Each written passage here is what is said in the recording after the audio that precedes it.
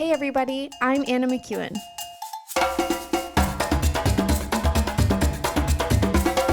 And now for Bob Switzer with the epic narrative.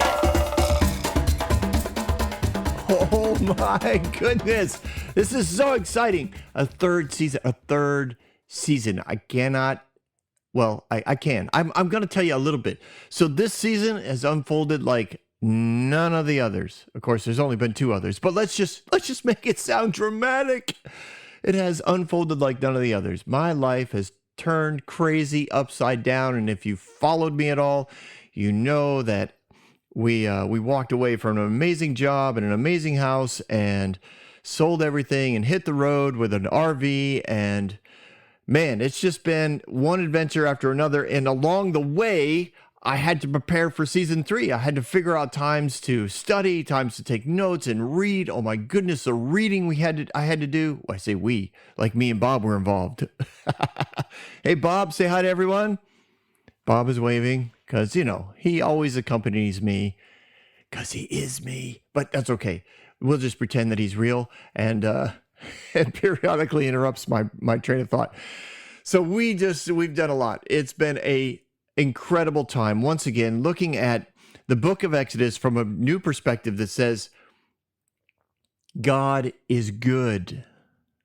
And I know for a fact that this really freaks people out. And the book of Exodus is a wonderful example of an opportunity to go into this whole concept because once again, so many people have approached the Old Testament with this idea that God was really mean back then, but then he got really nice when Jesus showed up.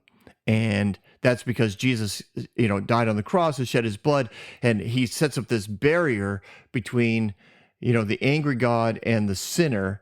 And Jesus is like the good guy who keeps his Father at bay because God now can only see us through the blood of Jesus, and somehow, also is interactive with us, and Holy Spirit is flying back and forth. Anyways, if you know me and you've listened to me at all, you know that is something that we constantly go after, that we look at God as being consistent with the life of Jesus. Jesus was the picture of God on earth. Jesus is perfect theology, and we approach the Old Testament from that perspective. And so it involves a lot of study and a lot of breakdown of words and a lot of typical academia, but I believe it was written as a story. And so we're going to continue the story this week. You are now listening to the first episode of season 3, the book of Exodus. And I know that Exodus does not cover all the stories of the Exodus. Honestly, like I kind of thought. There were times when as I was reading the scripture over and over again, the first time through, I got done with the book of Exodus and I was like, wait, where are all the other stories? Because I honestly thought so many of these stories were in the book of Exodus, but they're not. They're covered again, or in more detail. Things are covered in, Leviticus and Deuteronomy. So we'll get to that when? Oh, that would be season 4. But wait, let's get done with season 3 first. I mean, we got at least a dozen episodes, maybe even close to 50 by the time we're done. But we're not sure how all I got is notes. I don't know what it's going to look like as far as time it takes to record these things. These could be short ones. They can be long ones. Only time will tell.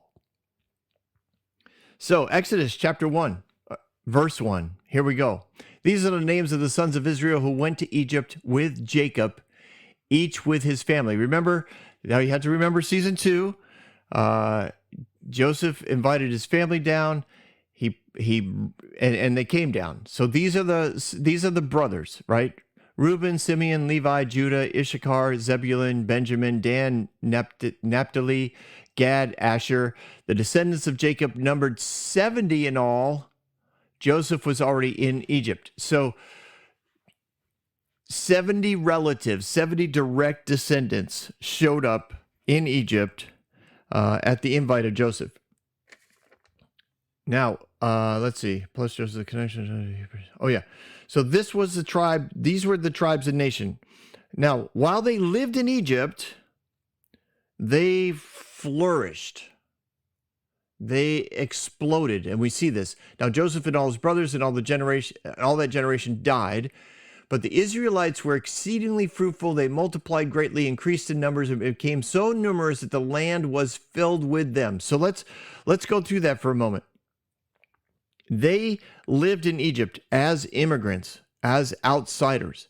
Remember, Joseph brought them down, put them in the delta region of the Nile. He gave them authority over the livestock that was all collected from literally the nations of the world that were trying to avoid famine. They sold all their livestock, or traded it, if you want to talk about it that way. They traded it to Egypt in order to feed their people. And in trading it to Egypt, somebody had to take care of them. Well, Joseph was moving. The people of Egypt were being moved from one storage city to another storage city. And as they moved them around from one city to another, cities would become completely empty. So this particular city in the Delta region of the Nile is where the 70 relatives came to start. And they just expanded and expanded, and they filled the land. Now, it doesn't mean they filled all of Egypt. It just means that they filled that region. That region became known as, immigrant city, so to speak, the outsider city. Egyptians did not like the Hebrews. You remember that also from season 2, where we talked about the fact that Joseph literally had to tell his brothers, this is what you need to say. Don't tell them that you run livestock, because they already don't like you, right? He literally had to filter. What do I want to say? Oh, shield. Thank you, Bob. He had to shield the Pharaoh from knowing the true nature of the talents and gifts of his family, because they didn't like him already. They were outsiders, and they stayed that way. They were very conscious. The 70 were very conscious that they stay as a family. They maintained this mindset that they were not supposed to be there long term, that their goal was to survive the famine and then leave. Joseph, you have to wonder what went on. Did Joseph intend his family to stay until the end of the famine and then leave? Did he actually intend for them to stay there as long as they did and take over Egypt? Like, was that in the back of his mind? Like, if we multiply, like, this could be the promised land. Remember, Abraham understood that this covenant was about the multiplication of the family, not the military might of the family. So did Joseph understand that? And was he thinking, listen, we need to keep having babies, which is why they did. They had, it says that they multiplied and they flourished, which is just heaps upon heaps, which is very counter to the culture of Egypt. Egypt was 1 or 2 children. That was it. And actually Joseph followed that as well. He had 1 wife and 2 children, and that was it. Now in Egypt, they had multiple wives, but not a lot of children.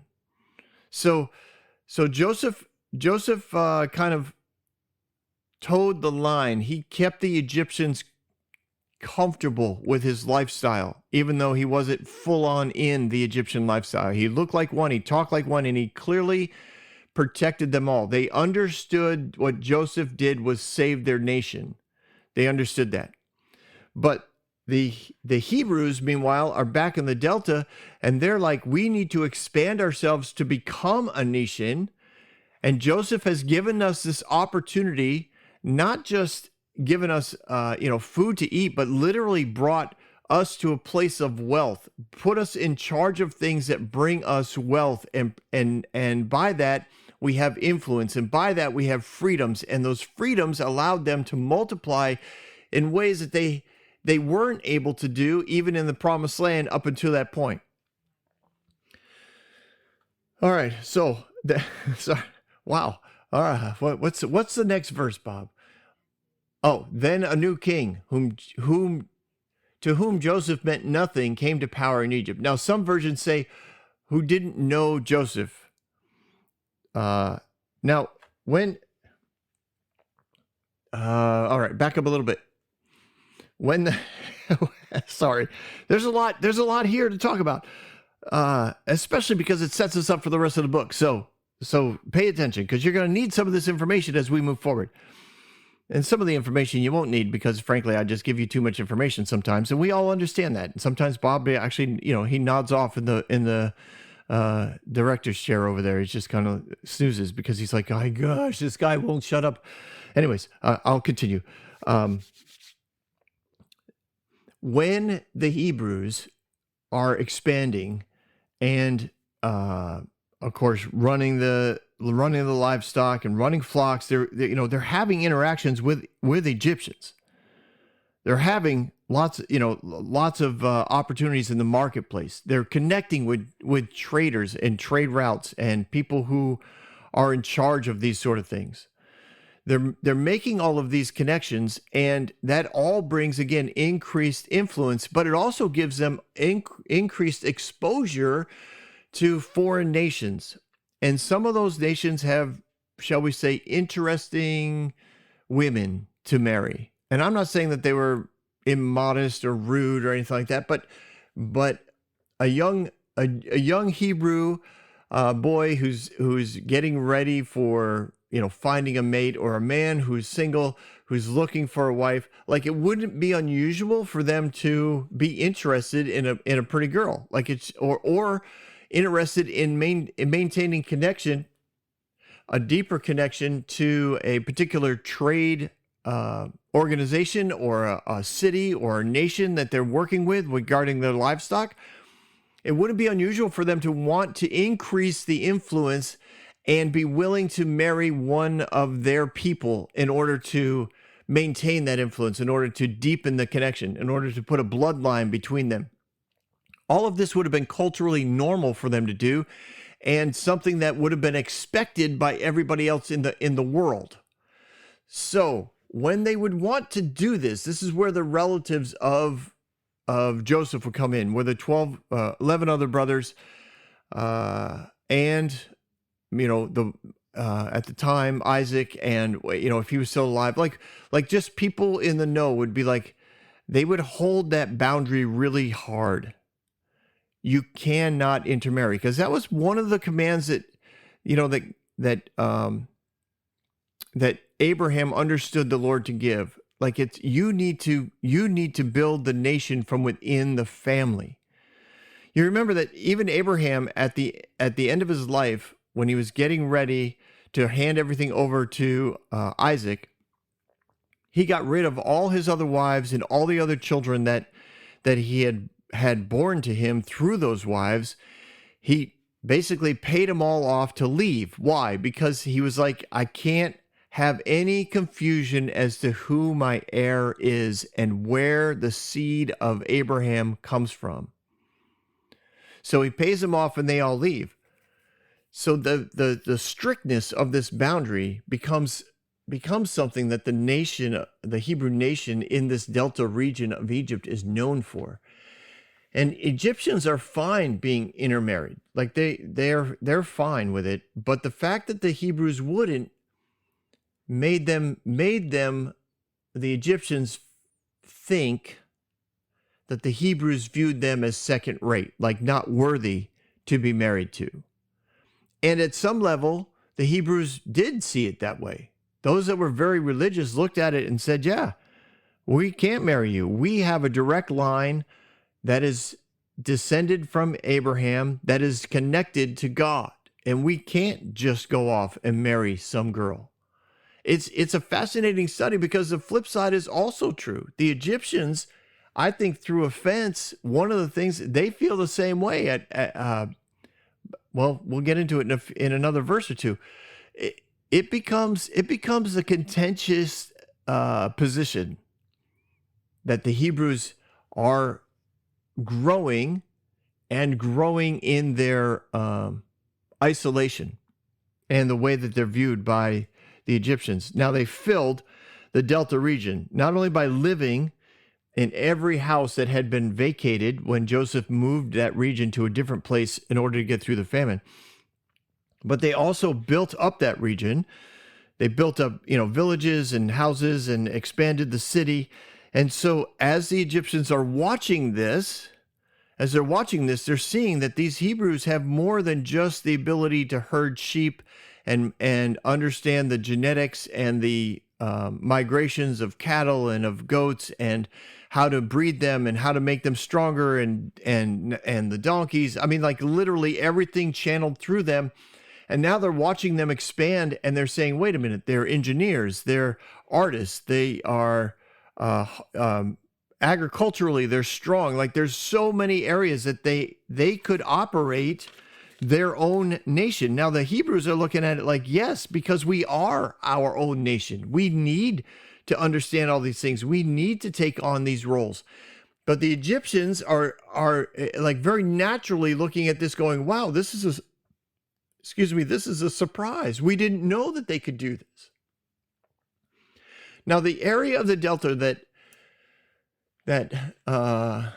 they settled in, we have to, let me just give you some archaeology on this, because at times there's some confusion because of the word Ramses. Now it says, at the time of the Pharaoh, and some, refer to the Pharaoh as Ramses, but I've done a lot of study on this. I'm just going to say, I go along with the contention, and you can look at this. Probably one of the, I should have brought the DVD. I watched a DVD that probably put it in the most succinct manner, but Exodus Exposed or something like that. Oh, I'm sorry.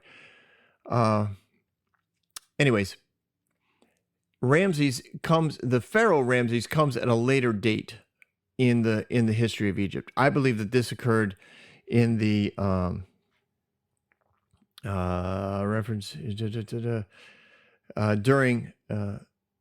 this is before Ramses, who showed up in the Middle Egyptian kingdom. Okay, this is before that. So Ramses is not the Pharaoh, but it's a reference. It's also used in Genesis 47. So we actually ran over it briefly in season 2. And it's referred to in Exodus as a location in the Delta region of the Nile. And that's what I believe this Ramses is referring to. And the excavation and the archaeology has shown that there is a city named Ramses that was in the Delta, and it was buried in another city under Pharaoh Ramses, was built on top of it. And I believe the reason why it was built on top of it is because the Egyptians hated the Hebrews. And when the Pharaoh Ramses took power, he flattened or buried the city that in essence the Hebrews had built. And that's what they did during this time of flourishing. They had built it up. They had expanded it. They had improved it. And it was filled with reminders of the Hebrews being there. As a matter of fact, in archaeology, and again, it's conjecture that this is what it was, but they found a very prominent location, a very large house with a very large courtyard, not necessarily extravagant, but clearly a leader would have been there. And in the back were 12 tombs, sepulchers. And most believe that these were in essence, the 12 tribes of Israel. They were built for everyone. And Joseph's had a specific etching within it that seemed to indicate he was Egyptian in the way that the headdress and the arms were crossed, but he was buried right there in the group with all the other brothers. So most believe that was Isaac's home, and that his sons were all buried in essence in the backyard, and that's where they went when they took Joseph out of Egypt into the promised land. And that we'll get into in a little while. So all of that is just research I've done that fits what I'm talking about. So that's why I use it. I understand it's a place of debate, and I don't want to take that opportunity away from you to do the research. and to disagree with me, you are more than welcome to. I have no problem with that. If you've listened to anything I've said over the years, you know I don't have a problem being wrong. I give myself that opportunity. I've been around long enough to know that there are many things that change over time as more archaeology is done and more research is done.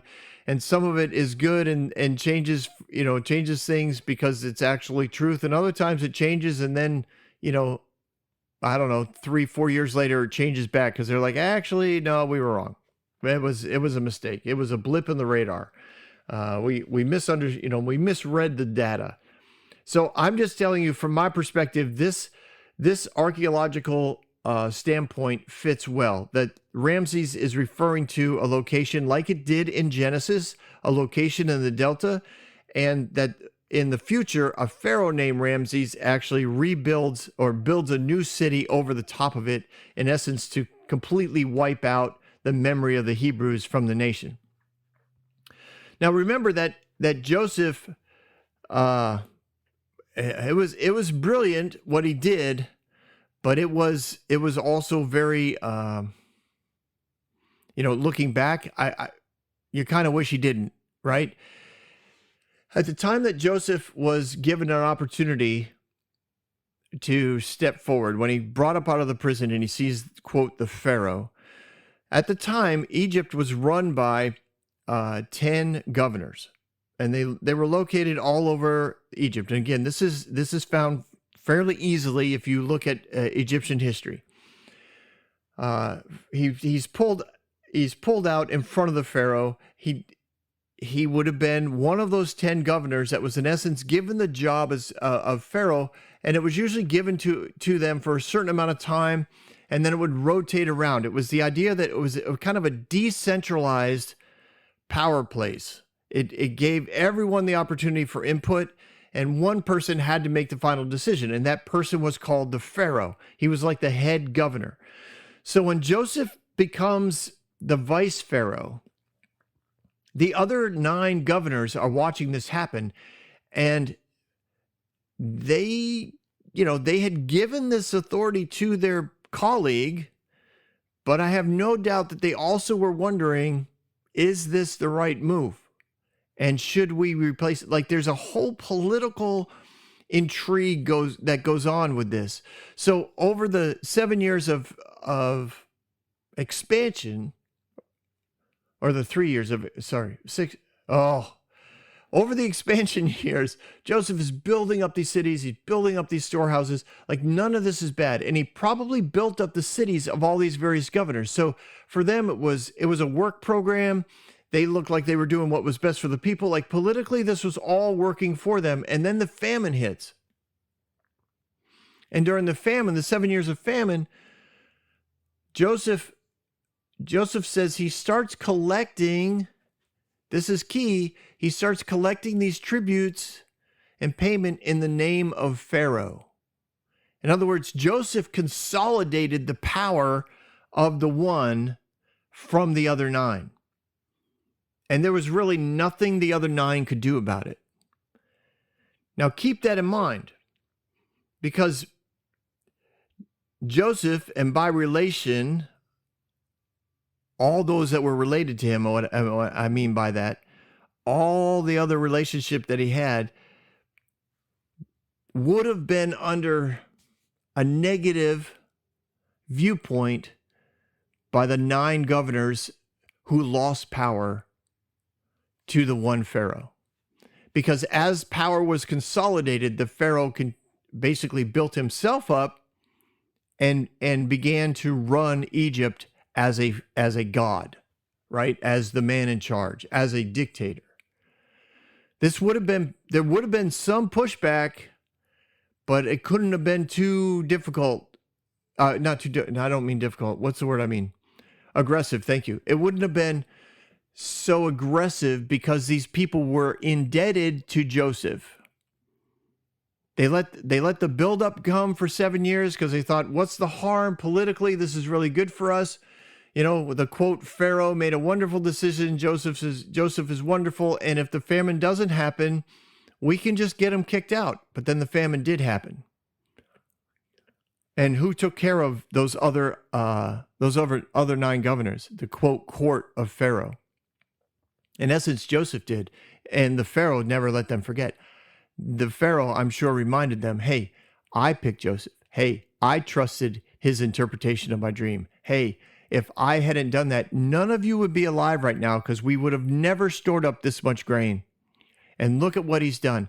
And the power began to channel more and more to Pharaoh, because if you wanted more of the provision, if you wanted more influence, you had to go to the Pharaoh to get it. And he understood that. This was that politically, there's a whole lot that went on in these verses. Meanwhile, back in the Delta, right, the families just keep growing.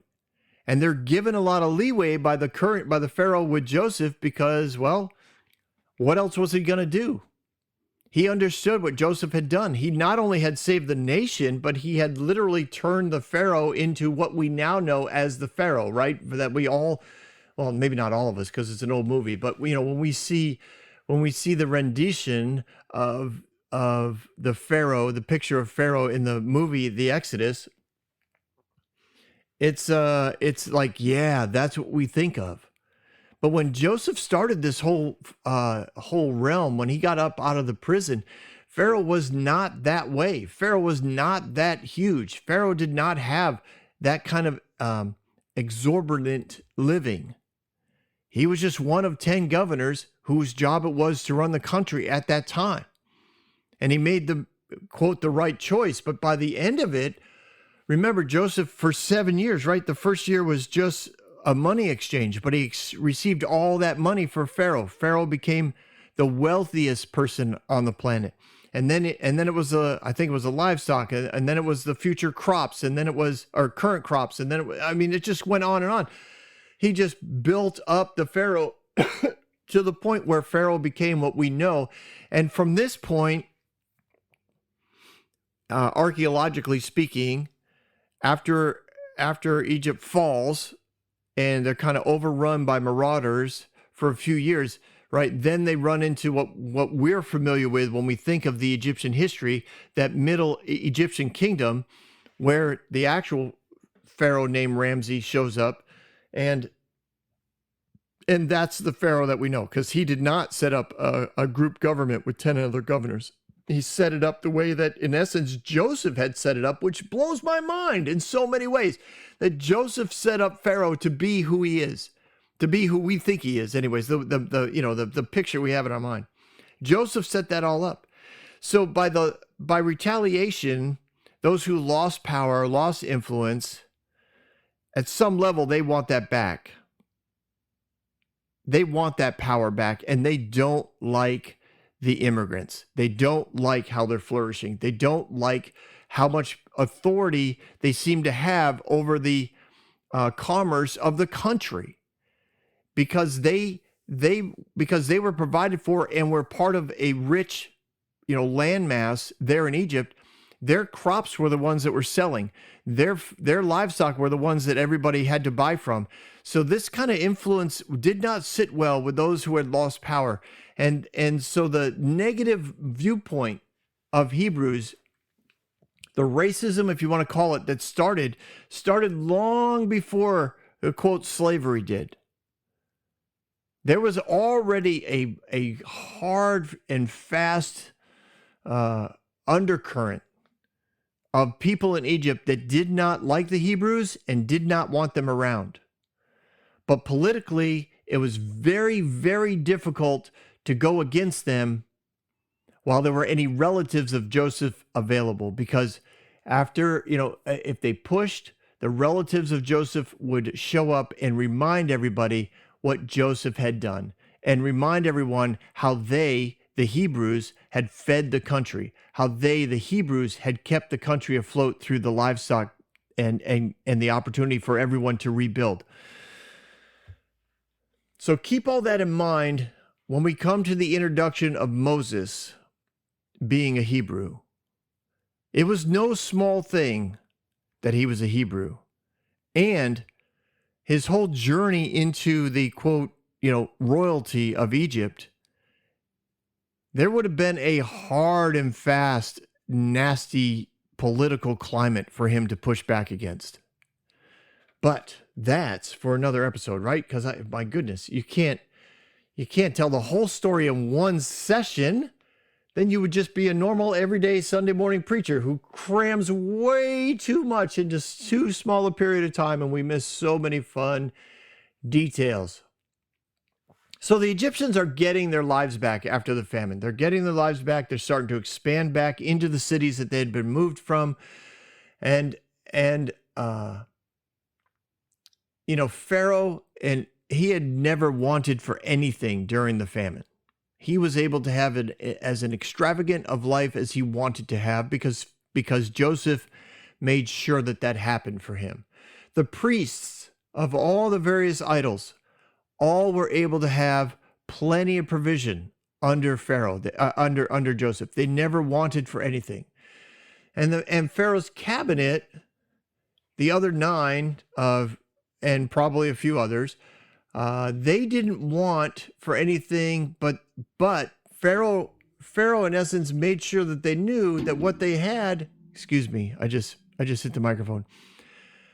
What they had was because of his graciousness. I don't know if you've ever been around a leader that likes to remind people that if it wasn't for them, they wouldn't be as well off as they are. But that's the type of thing I think Pharaoh engaged in when it came to those that were left in his court. And that's why if they wanted to continue to be provided for, in essence, extravagantly above what a normal person would get, if they wanted a seat in the in the courts of Pharaoh, they had to play along and they had to be at the whim of the Pharaoh. So it created this culture again where they hid their hatred for Joseph. They hid their hatred for the Hebrews because Pharaoh loved them. It's nothing any other politician doesn't do on a regular basis and continues to do until, throughout today even. I imagine even at the listening of this episode, there are politicians who are playing these games. So Pharaoh, right? He cared for those he loved, and he didn't care for those he didn't love. Now, those he didn't love also took that out on the fact that the Hebrews were in town. So politically, they're starting to find friends in and amongst the common people who don't like the Hebrews. Now, the majority of the displaced people, the people that had been moved from one city to another, they lost everything but their lives. Their housing, their food, their water was all provided by the government, quote, the government, but really they knew it was provided by Joseph in the name of Pharaoh, the one, not the 9 others, but the one.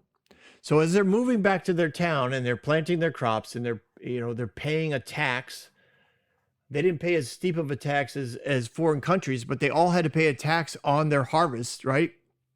They were borrowing on the future worth of their flocks and of their livestock and of their harvests in order to start again. And the Hebrews were the ones that were making all the money, not all of it. Mostly it was Pharaoh, and the government, but the Hebrews were benefiting from all of that negotiation, all of that bartering and borrowing on the future of the crops and livestock. So their houses, their health, their influence, their population just continued to explode as people were moving back. So when we read in verse 6, now Joseph and all his brothers and all that generation, all that 70 died. It's a key phrase, right, in the story, because what the author is saying, this is when something turned. When the last relative died, something shifted. And that's very important for us to note. The influence and power of Pharaoh's court was going to come into play like it had never come into play before. So it says in verse 8, then a new king, whom Joseph meant nothing to, came to power in Egypt. What does that mean? Well, it doesn't mean that he didn't know Joseph. It's not like he was ignorant of what had happened. What it means in general is that there was a new Pharaoh, i.e., or as equally contained within those words, is there was new policy. It doesn't mean that he wasn't known or not remembered, or no longer I guess remembered. Sorry, I know I stumbled there pretty bad, didn't I? What it means is that this new policy did not care that Joseph was there or that his relatives had moved in. In other words, everything he had done, they appreciated, but now they were going to consolidate all of that into Egypt and no longer have it be because the Hebrews were here. Now, they couldn't do that while the original ones were alive, but now that they're all dead, it was very easy for the government, a new Pharaoh, to step in and say, okay, we're going to have a new policy. And the concern was this in verse 9, look, he said to his people, those around him, the Israelites have become far too numerous for us.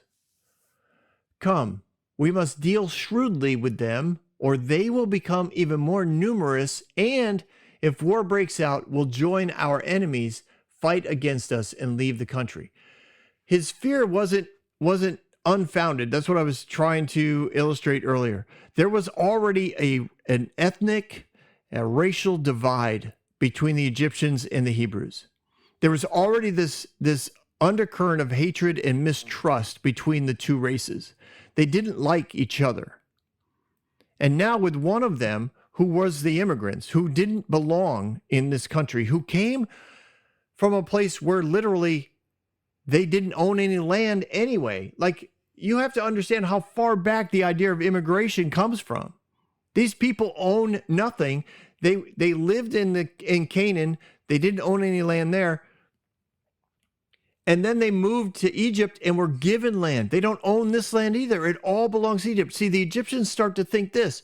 Everything they have is because of us. They've been trying to make us think that everything we have is because of them. No. That's not how it goes. And they shift the dynamic of the conversation to, if it wasn't for us, they wouldn't be alive. And that shift had to be pretty devastating to get a hold of. Pharaoh sees the Hebrews, and he goes, these guys are powerful. They have connections all over the world. And if we allow these people who won't integrate with us, who won't worship our gods, who won't allow us to live in their cities, who keep all of our livestock and all the seeds for our crops, these people are far more important and influential than they should be. We have to deal shrewdly with them, because look at any other nation comes in, they literally could negotiate with what is now probably considered a small nation. They could negotiate with them behind our backs. We'd have no idea.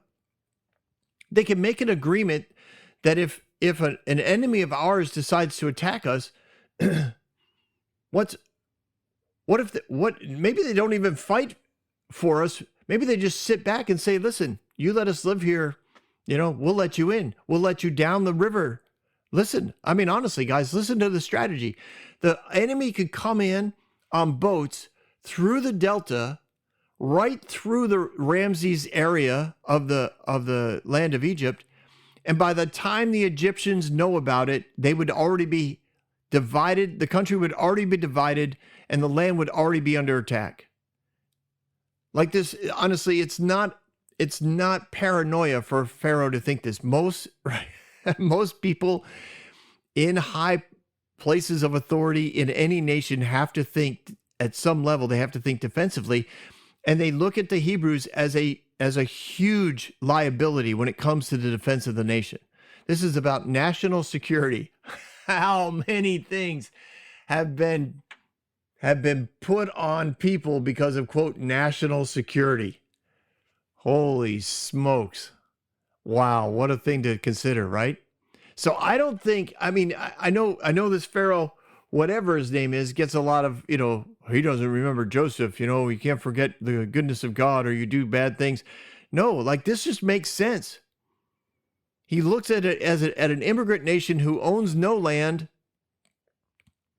and how easily they could be influenced by anybody else because they own nothing. What if another nation comes in and said, listen, you let us through, we'll attack Egypt, we'll give you this whole delta as your own country. How enticing would that be for the Hebrews to consider? And the Pharaoh, like, it doesn't take much for any Egyptian to consider this and understand that this could be a serious liability. So in the name of national defense, they decide to start a plan of slavery. And that's what it means when they deal shrewdly with them, or they will become more numerous. And if war breaks out, join our enemies, fight against us, and leave the country. So they have to do a multi-prong containment concept to start putting up boundaries, to start bringing these people, quote, under control.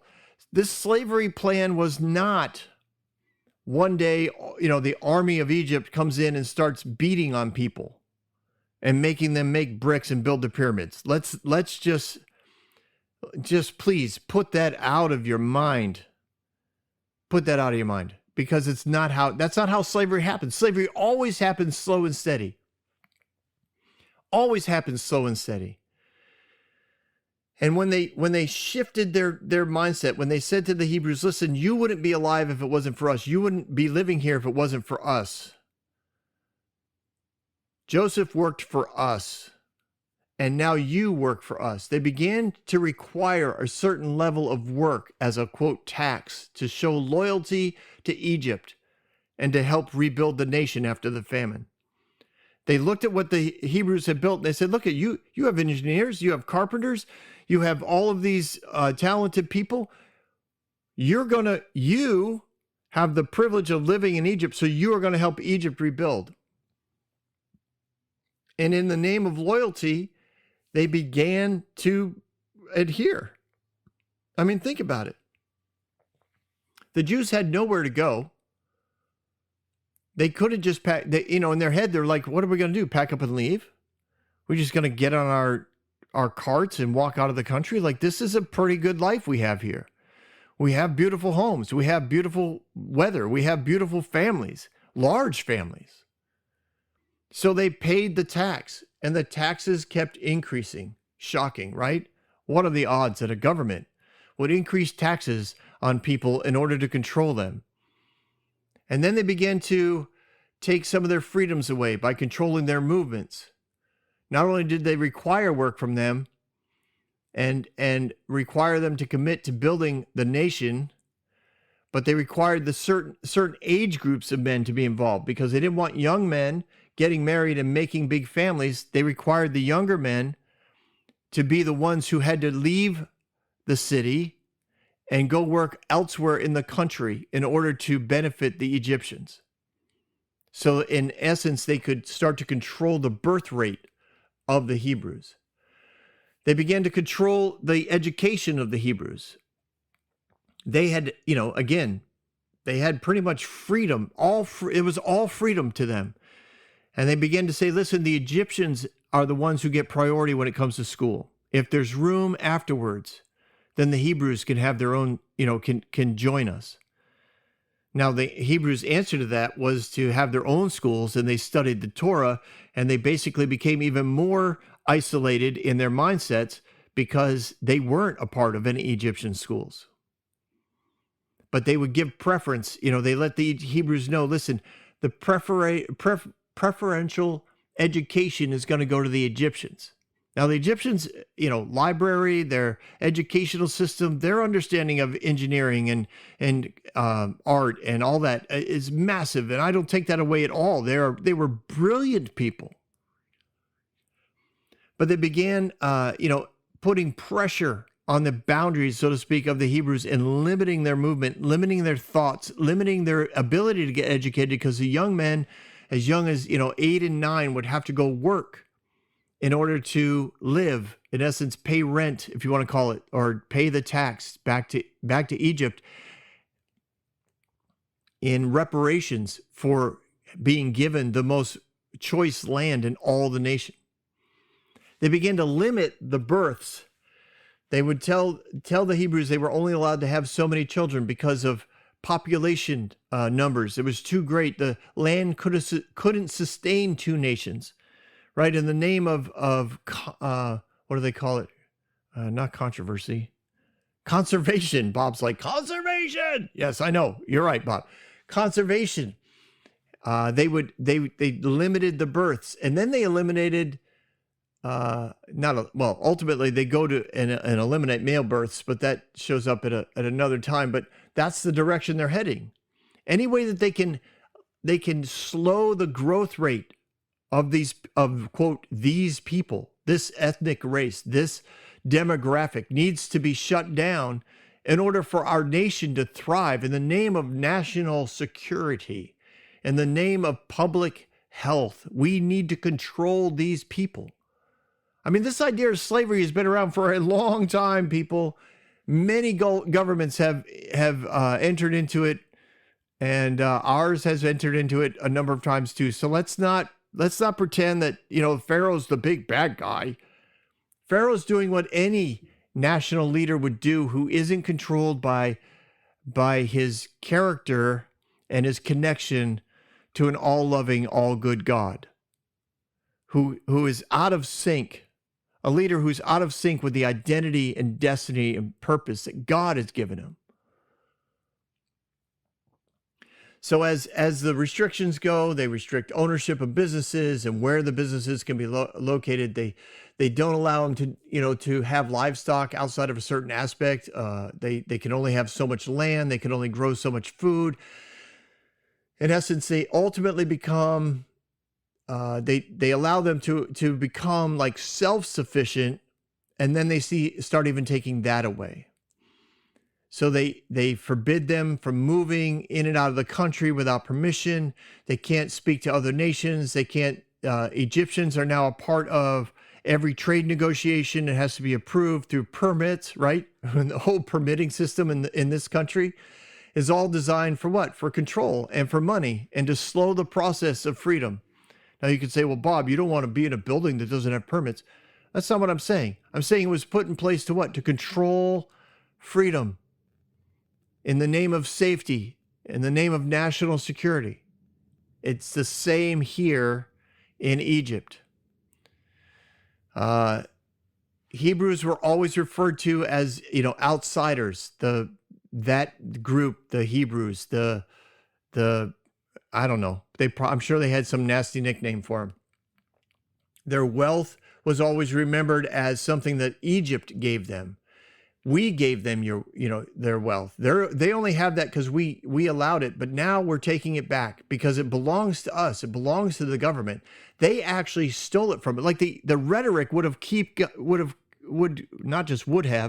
it just keeps getting more and more aggressive and fear-based. And now the Hebrews are thieves, and this was their plan all along, and now they want to take over our country. We need to keep them in control. And the Egyptians buy into that, right? It's easy. The Egyptians buy into this fear that there's this nation of people who weren't invited, who showed up because of a relative of theirs, but they took the best. They took it. The best of the land. They took control of the livestock. They took control of the agriculture, and they tried to beat us into submission. Well, now we're going to beat them into submission. And the Jews at some level, again, they had nowhere to go. They had no real leader. The original crew was all dead, and the elders of the people basically, as we will observe, their basic role was keep the peace. Keep the peace. Give up freedom. Give up a little bit more freedom. Give up a little bit of wealth. We all have plenty. We all did very well. It's okay. For the family, for the sake of your health, for the sake of compliance to the new mandates, in order, right? We'll show our loyalty. They'll be nice to us. They didn't want to be labeled as a threat. We don't like the negative ramifications of the words that they use. We need to be careful. We need to bide our time. We need to, there's all kinds of ways that in essence, they didn't resist giving up their freedoms. They traded the freedoms in order to try and stay comfortable. And that comfort meant some of us work harder than others. Some of us are going to lose some of our wealth. But listen, if we all give a little, then we'll all get along. There's, I'm sure, lots of ways that they slid into slavery. And I'm also very confident it didn't happen overnight. It didn't happen overnight. Man, there is, we're not, I'm not going to keep going. We're going to end it right there at verse 10. We have got a lot to continue building, to understand the culture that ultimately leads to ultimate slavery and to the conditions in which Moses was born. It's very important. It really is, to the overall story. And it still plays into the whole sacrificial system. Oh, I'm sorry. I'm already in too deep. All right, ladies and gentlemen, thanks for listening. I appreciate you being here on episode 1 of season 3 of the Epic Narrative. Don't go anywhere. We've got Bob Thoughts. Well, welcome back to my thoughts. This is crazy. I don't know if you know it. You should know it. But if you don't know it, I do have a Facebook page called Bob Thoughts. And on it are much longer, not much, 5, 10, 15-minute thoughts on all kinds of subjects, mostly around church and ministry and relationships, that sort of thing. It's kind of what my mind works around all the time. So yeah, if you're interested, check that out. Facebook page, Bob Thoughts. But we add these thoughts at the end of each episode because I generally have more thoughts than what I can share, even as long as we go. Crazy but true. Today, I just can't get around the idea, or not around the idea, but the verse that says in Genesis that we just finished, right, season 2, that by the time the end of the famine had occurred, everyone was enslaved. All the Egyptians were enslaved to Pharaoh. They owed him, or owed that, the position of Pharaoh. They owed Egypt their lives. They owed them. Egypt owned all the land. Egypt owned all the livestock. Egypt owned all of the crops, all the seeds. They owned it all. And then the people coming out of famine had to make arrangements then to plant and to grow and to breed. And they had to leverage their long term. It was a major debt. They were enslaved to Egypt. And Joseph set that up. Joseph set them up to be enslaved. The only ones that weren't enslaved was Joseph's family. So by the time we open up in Exodus, by the time we open up Exodus, we have an immigrant family that probably came in around, we're guessing 500 people, maybe close to 1,000 by the time everybody got there. But so they've been working the livestock for Egypt, all of it. They're in charge of all the breeding. They're in charge of who buys and who doesn't. They're in charge of the market, the transportation, the trade. All of it is centered around them. They do it all in the name of Pharaoh, but they're not enslaved to Pharaoh. They are independent. And in essence, Egypt has to be subservient to the Hebrews for years. So the Hebrews they're having babies, they're growing their families, they're expanding their villages and their cities, and it's a big deal. The fact that this immigrant nation, by the time we get to Exodus, this is a nation of people that have no land, whose father came from far away in Babylon, and they have nowhere to go. And that's the mindset that the Pharaoh that, quote, didn't remember Joseph. In other words, I know we covered this, but he's looking around and his politics and his policy makers are like, why are we serving these people? They should be serving us. Where are they going to go? They can't go anywhere.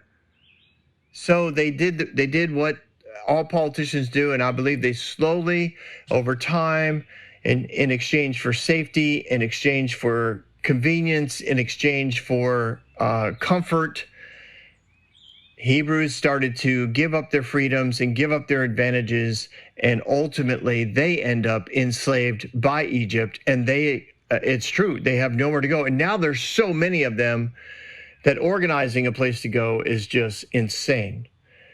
It's not like the immigration that like the United States deals with, because most people that come into our country, legal or illegal, generally come from another country and theoretically could go back to that country. I understand there's usually other reasons why they came, but I'm just broad brush here. The Hebrews had nowhere else to go. Even if they went back to Canaan, they don't have any land. They're not from a country. It's a fascinating study. I really hope you guys let that sink in, because, man, it impacts, I think, the way things go for a long time to come. Now, we have something new this year on the Epic Narrative. We have an opportunity for you to give. We at the Epic Narrative, we have financial needs. As those of you who have followed season 2, you know that I have been out of a job now for over a year. The podcast does not make any money. We need about 100,000 followers for that to happen, and that has not happened. But we can really use your help. If you like what we do, it'd be great if you could help us out. There's a link in the description of the podcast. You can click it and give to us. Now, you're going to click and it's going to say Revive the Way. What is Revive the Way? Revive the Way is another thing that I do that's also free of charge. But Revive the Way is a fabulous organization that helps organize, train, and bring connection to people who either want to start a house church or have a house church but have nowhere to go. So many of these house church leaders, for me, they remind me of like entrepreneurs. They're passionate about reaching their community. They're passionate about how much they love God and love Jesus, and they just want to do it outside of the business as usual church that they have been a part of for years. A lot of them still go to big churches, but they want to do something more significant. And I help train them. I help facilitate their pastoring of their people, if you want to call it. And just it's a ton of fun for me to be around those kind of people. I love hope-filled, creative, problem-solving people. And generally speaking, everyone I meet that is starting a house church or has a house church thinks in those manners. So I help Revive the Way, and I do this podcast, and it's really all I got. And so anything you can give to help us out would be awesome. I really need a new computer before we can start doing season 4. My computer no longer gets updates. That's how old it is. The laptop is like, every time I try to open up an app now, it's like, there's not enough memory. You know what I'm talking about. Anyways, we could use a new computer. My phone's the same way. It no longer can take updates. So yeah, we have some needs before we can roll with any more seasons of the Epic Narrative. We would love to have your help. Click the link, give what you can, and I'll see you again next week on the Epic Narrative.